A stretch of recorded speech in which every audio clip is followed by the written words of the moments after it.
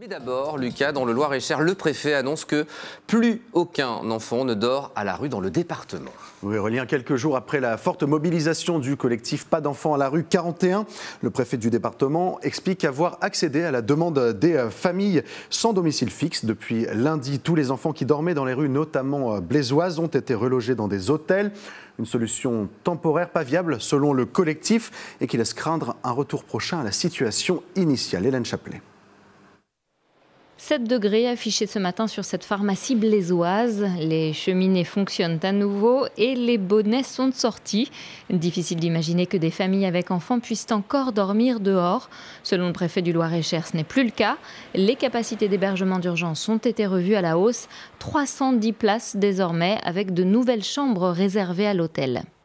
Mettre en place des dispositifs d'accueil d'urgence, ça nécessite d'identifier les lieux, de trouver les financements et d'être en capacité d'accueillir correctement. Alors on le fait dès maintenant, puisque depuis hier soir, nous ne laissons plus personne dans la rue et sur toute la période hivernale, le dispositif sera opérationnel et mis en œuvre sans qu'il n'y ait de difficultés. Il y a 10 jours, 500 personnes se retrouvaient devant la préfecture à l'appel du nouveau collectif blésois Pas d'enfants à la rue. À l'époque, on parlait d'une trentaine d'enfants sans toit pour la nuit.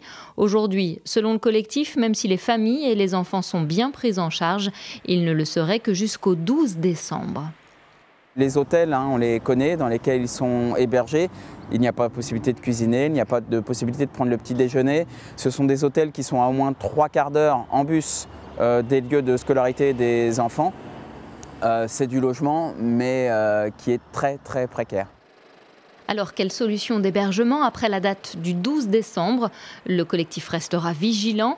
Il précise également qu'il vient toujours en aide à une dizaine d'enfants et à leurs proches mis à l'abri grâce à la mobilisation de ses membres.